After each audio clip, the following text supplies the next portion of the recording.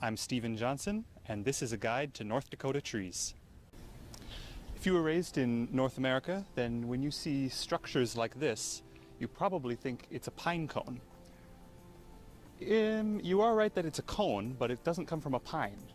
This one, even though it has needles and cones, is actually a spruce. And if you're trying to identify trees, you can get hung up on these common names that are difficult to work around. So during this series, we're going to look at some different trees, conifer trees, pines and their relatives, spruces, firs, arborvitae, juniper. But let's start with this spruce. So the way that you know it's a spruce, rather than something else, is if you take a cross section of the needles. Let's say you break off a needle. You can roll it between your fingers easily because each needle has 4 sides. Also, looking at the stem, each needle comes out, has its own spot that it comes out from the stem. Whereas other trees, specifically. So here we have a true pine. Pines are distinguished by the shape of their cones, which have scales on the outside that create sort of a honeycomb square mosaic, and by their needles. The needles on pines are always borne in bundles called fascicles. They have a little thing at the bottom that comes out of the stem, and then in the bundle there's between 2 and 5 needles.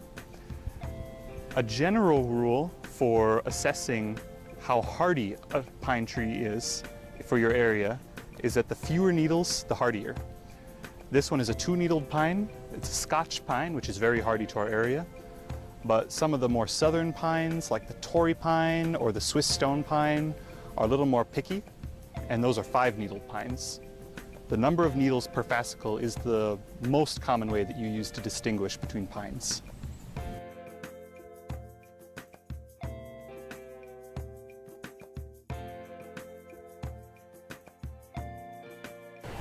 Here we have one of my favorite trees, the larch. Interesting thing about the larch is that, unlike most of the conifers that we've seen today, the larch will turn yellow in the fall and shed all of its needles and be bare branches in the winter. When you see it during the summer, the identifying features of a larch are probably best characterized by its needles. On the new growth, the needles are borne singly, just like in the spruce or the fir. But on older growth, they're born in these spurs, where if you break off one of them, I didn't get a great bottom there, but they have many, many needles all in one spur coming out of a single point. It's a beautiful tree. I love it in the fall because it turns bright yellow. I think it's a little underutilized.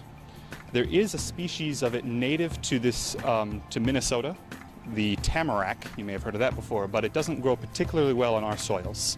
This one is a Siberian larch, which grows much better in the landscape setting.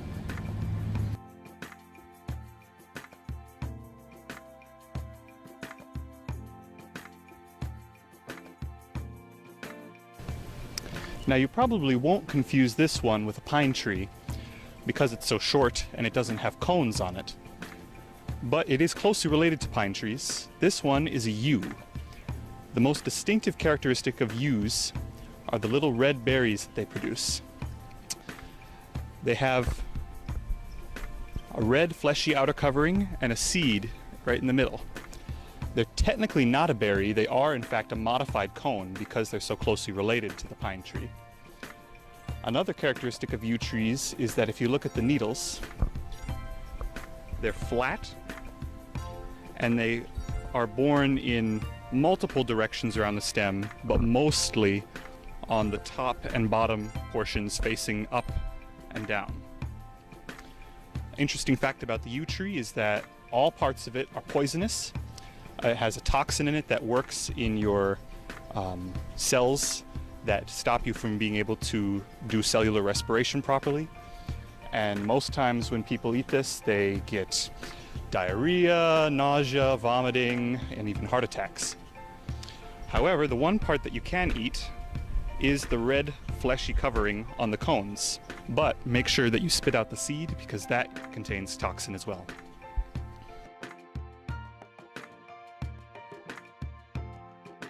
Here's the first kind of juniper I'm going to show you. There's a few different forms that the juniper has.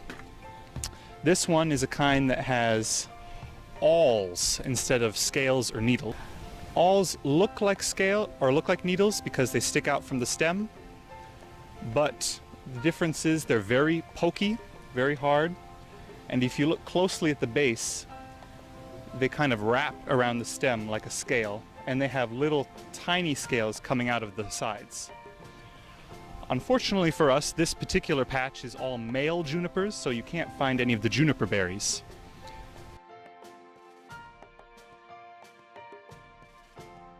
Here's another juniper. The difference with this one is that instead of having needle-like awls coming out of the stem as leaves, this one has overlapping scales, very small scales. Also, thankfully for us with this one, it's covered in what are called juniper berries. These are not actually berries, they are tightly held cones where the scales encase it in a little ball. These are also the same kind of juniper berries that gin is flavored with. They just take vodka and put juniper berries in it and leave it for a while, and then it becomes gin. An interesting thing about this tree in particular is that its common name is eastern red cedar. Now you notice that I said cedar. It's actually not a cedar, it is a juniper. But when settlers came and explored the area, they thought it looked like a cedar, which it does. Cedars also have these overlapping scales. This is sort of the problem with common names, is that things are easily confused, whereas scientific names are much more specific. Here we have a great landscaping tree, the American arborvitae. The arborvitae has a similar appearance to the last juniper we saw because it also has overlapping scales as its leaves. The difference though is in the cones.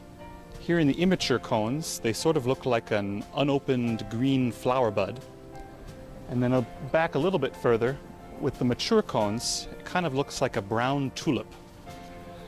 The arborvitae just has a few scales on its cones, and they do open up in the fall. One thing you should consider when planting arborvitae in your landscape, though, is, especially if you live out in the country, deer absolutely love these, and they will tear down all the lower branches as far as they can eat. Here we have a Douglas fir. At a glance, it looks a lot like the spruce that we saw in the first segment, but looking at the individual needles, if you break one off, where the spruce needles were square, these ones are flat and they don't roll as easily. Much also like the spruce, they are borne singly, directly out of the stem. The reason I specify that this is a Douglas fir rather than any other kind of fir is that the Douglas fir is technically not in the same genus as other firs, it's in its own genus. The reason for that is that its cones have a somewhat different feature. They have these little burrs that come out in between the scales of the cones, which are not present in true firs, and the cones face downward off the stem, whereas in true firs they go upwards.